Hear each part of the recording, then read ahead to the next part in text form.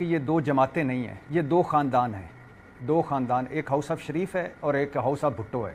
ایک خاندان کا صدر ہے، دوسرے خاندان کا وزیر اعظم ہے. ایک خاندان کی خاتون اول ہے اور دوسرے خاندان کی وزیر اعلیٰ پنجاب ہے. ایک خاندان کا جو بچہ ہے وہ اب وزارت عظمیٰ کے خواب دیکھ رہا ہے اور دوسرے خاندان کا سمدی ڈپٹی پرائم منسٹر ہے. یہ دو خاندان ہیں، دو آقا ہیں، دو بادشاہ ہیں جنہوں نے جمہوری چوگے جو پھٹ چکے ہیں اب ان جگہ جگہ سے وہ پہنے ہوئے ہیں، اور لیکن یہ سویلین ڈکٹیٹر ہیں. اور یہ ان کا دعویٰ ہے کہ ہم بہت سیکھ چکے ہیں، ہم بہت تجربہ کار ہیں. جو ملک کا سوا ستیہ ناس ہو چکا ہے وہ آپ دیکھ چکے ہیں ہر فیلڈ میں، ہر شعبے میں ان کی تجربہ کاری سے. ان کا دعویٰ ہے کہ ہم جو ہیں ہم میثاق جمہوریت بھی ہم نے کی. وہ ایک علیحدہ بات ہے کہ یہ دونوں باہر تھے، پرویز مشرف صاحب اندر تھے، دونوں کا مفاد اسی میں تھا کہ اکٹھے ہو جاتے بھٹو اور ضیاء اور کوئی ایک کاغذ پہ سائن کر کے اقتدار میں واپس جاتے. کوئی ایک بھی پارٹی اگر پاکستان میں ہوتی تو یہ میثاق نہ کرتے، لیکن کیا.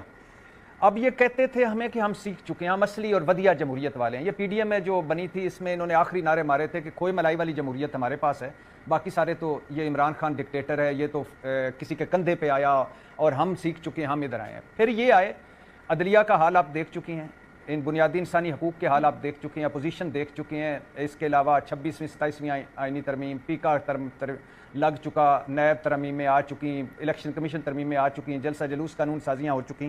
اور پھر یہ دونوں بھٹو اور ضیاء اب اتحادی ہیں.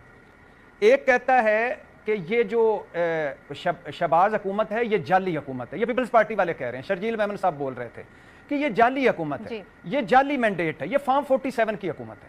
اور دوسرے آگے سے رانا ثناء اللہ صاحب اور سعد رفیق صاحب نے کہا یہ فاشسٹ، جب بھی بھٹو کا نام آتا ہے مجھے فاشزم دکھائی دیتا ہے.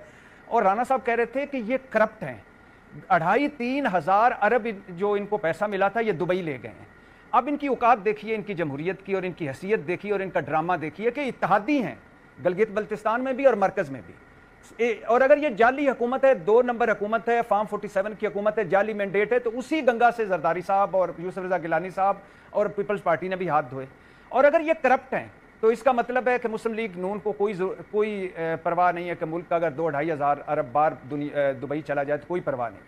تو کہنے کا مقصد یہ ہے کہ یہ دو خاندان ہیں، چونکہ آقا لڑ پڑے تو نیچے والوں نے ذرا وہ سنگت بڑھائی، پھر انہوں نے کپڑے اتارے ایک دوسرے کے. تو یہ کوئی الیکشن والا ماحول نہیں تھا، یہ اصل حقیقت ہے. اور یہ پوری دنیا جانتی ہے، میں آپ یا کسی اور کو چھوڑ دیں، آپ گلی محلوں میں چلے جائیں، سب کو پتہ ہے یہ کیا کر چکے ہیں، اور سب کو پتہ ہے یہ کیوں اکٹھے ہیں، اور سب کو پتہ ہے کہ یہ کس وجہ سے ساتھ ہیں.